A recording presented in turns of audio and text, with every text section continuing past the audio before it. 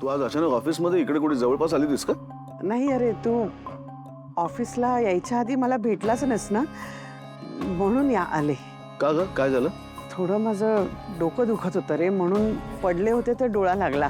कळलंच नाही कधी तू निघालास ते ऑफिससाठी. काय झालं, तब्येत बरी आहे ना तुझी? नाही आता ठीक आहे, पण उठल्या उठल्या कळलं की अधीरा सासरी निघून गेली.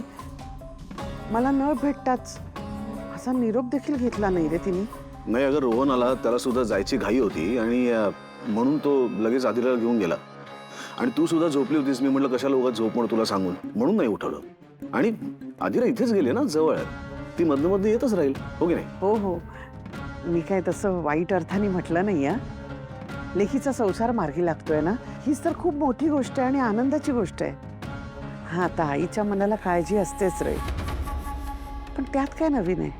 मला माहिती आहे, आज समर जे करेल ते माझ्या डॉलच्या भल्यासाठीच असेल. काकू, तू काहीही काळजी करू नकोस. आधीराचा संसार यापुढे सुखानेच होणार आहे. ऍक्च्युली मी फक्त आपल्या डॉलबद्दल बोलायला नाही आले. मग आपल्या आनंदबद्दल माझ्या कानावर काहीतरी आलं. म्हटलं तुझ्या कानावर घालावं म्हणून आले. आनंद बद्दल काय? अरे, आपला आनंद खूप टेन्शन मध्ये आहे सध्या. आनंद? नाही ग, कोणी सांगितलं तुला? म्हणजे मला असं काहीच बोलला नाही तो. अरे खरंच, पैशाची गरज आहे त्याला, म्हणून लोनसाठी काहीतरी कुठेतरी अर्ज करत होता. काय साधारण 25-30 लाखाची. काय? 25-30 लाख? अरे हो, म्हणजे आपल्या ऑफिसमध्ये सगळीकडे चर्चा आहे ही. मला वाटलंच होतं तुझ्या कानावर नक्की आलं नसणार, म्हणून मी स्वतः आले तुला सांगायला. म्हणजे खरंच नाही आलं का तुझ्या कानावर अजून? नाही ग, कमाल आहे. म्हणजे मला का नसेल त्याने सांगितलं? कसं आहे ना समर, आनंदला ऑकवर्ड वाटलं असेल रे कदाचित. ऑकवर्ड? माझ्याशी बोलताना? कसं आहे, आपला आनंद खूप साधा आहे रे, आणि पैशाची चणचण म्हणजे थोडा सेन्सिटिव्ह मुद्दा आहे ना. बरोबर आहे, पण सांगायला हवं होतं ना त्यांनी. एरवी तो निकिताशी भांडलं तरी सुद्धा शेअर करतो माझ्याशी. असो, बरं झालं तू मला सांगितलंस काकू. मी आता बघतो काय करायचं ते. प्लीज खरंच कर त्याला मदत.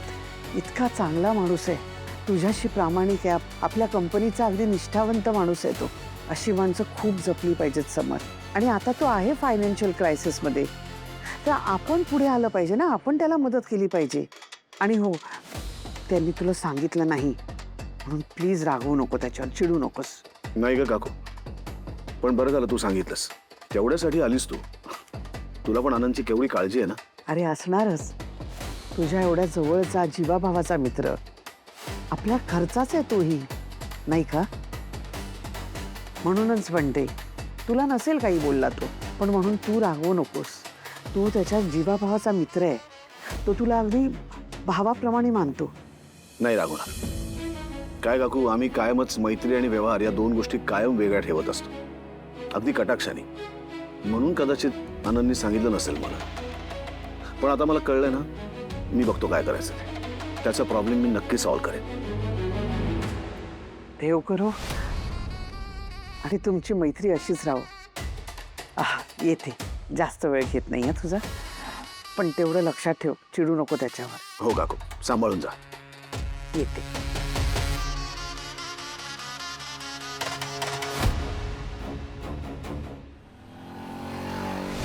Okay, so hi, welcome to Sush world. So आता आपण घरी आहोत आणि आज घरचा ब्लॉग करणार आहोत. My mom is working in the kitchen. Mom say hi. डोमलाचा हाय. ये ना सुष्मिता, इकडे ये ना, जरा मेथी निवडायला मदत कर ना, उशीर होतोय ग. मम्मा व्हिडिओ चालू यार, ती सांगितले व्हिडिओ ऑन असताना नको बोलत जाऊ. ओके, ऍक्च्युली ना माय मॉम इज व्हेरी फनी. ती मला असं मस्करीत बोलत असते, काम कर काम कर काम कर, but she never wants me to work in the house. का बाई? इकडे खाली खाली. अरे तुला काय कामाच्या वेळेला हे सगळं सुचतं का? रोज आपलं काम करत असते, बाबा त्यांचं काम करत असतात, तुला मला मदत करायला नको? बघा होते आपल्या व्हिडिओ मध्ये हाय गुड मॉर्निंग हॅलो करत असते. सुनबाई बसला तिकडे जाऊन माहेरी, आम्ही इथे मरमर मरतोय. कधी येणार देव जाणे. केव्हा येणार आहे काय? ऑलरेडी आली आहे सून तुझी. सरप्राईज. अरे वा वा वा वा वा, छान छान छान. अधीरा तू आलीस परत? येस बाबा, कायमची? एकदम एकदम कायमची. हो ना, मग तिथे उभी राहा. तिथे बाहेर उभी राहा. सकाळी सकाळी तू एक उत्तम सरप्राईज दिलेस. तू खरंच कायमची आलीस ना, नाहीतर आपलं मनात आलं आणि परत बॅग भरून गेलीस. आई प्लीज. ठीक, सच. नाही आहे मी कायमची इथे आले आणि ना मी अशीच तुमच्या मानगुटीवरती बसणार आहे भूतासारखी आणि तुम्हाला सोडणारच नाहीये. बघ आल्याला कशी आगाऊपणा करते बघ. सुष्मिता, तुझ्या आईला सांग. अगं सुनेशी बोलायची ही काही पद्धत आहे का? हा, ती काही स्वतःच्या मर्जीने इथून गेली नव्हती. तुझ्या आईनं तिला या घरातून बाहेर जायला भाग पाडलं होतं. आणि आता आली आहे ना ती परत, तर आल्याला एकदम तोंडाची टकळी सुरू. अरे बोलायला जमत नसेल ना तर थोबाड बंद ठेव म्हणावं. बाबा बाबा chill. It doesn't matter. No hard feelings. विसरा. चल अधिरा ये. अरे असं कसं? ती आपल्या घरची लक्ष्मी आहे आणि मग घराचा उंबरा ओलांडताना लक्ष्मीचं औक्षण नको करायला. पण बाबा अहो तिच्या घरी ऑलरेडी औक्षण झालंय आमचं. अरे तिच्या घरी औक्षण झालं हे ठीक आहे, पण अधिरा या घरची लक्ष्मी आहे. या घराचा उंबरा ओलांडताना अधिराचं औक्षण व्हायलाच हवं. सुष्मिता जा आरती ताट घेऊन ये. मम्मा हा मी आणते ना, थांब. सुष्मिता अगं येताना भाकर तुकडा घेऊन ये. सुनबाईची दृष्ट काढायची आहे. हा बाबा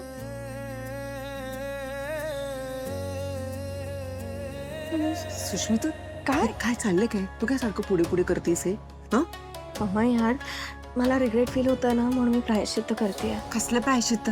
काय रिग्रेट फील होतं तुला? अगं असं काय करते यार, माझ्यामुळे किती प्रॉब्लेम क्रिएट झाला त्या दोघांमध्ये, म्हणून हे सगळं माझ्यासाठी प्रायश्चित्त आहे. ओके चल मी जाते. हल्ली मोठं दे इकडे. ए नाही मी करणार आहे. अरे बापरे.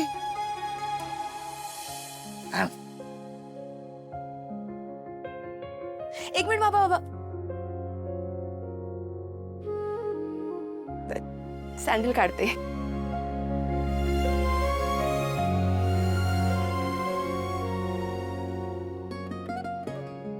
आता एक काम कर, तू स्वतः हळदी कुंकू लावून घे.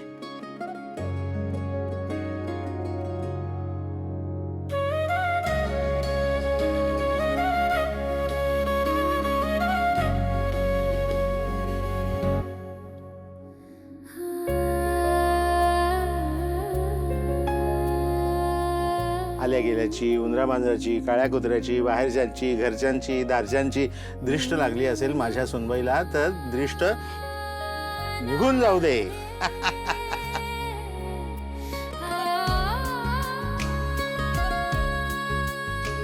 सॉरी.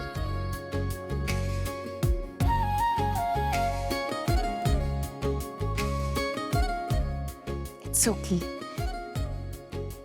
Let it go. बघतीयस काय, लाव ना हळद कुंकू.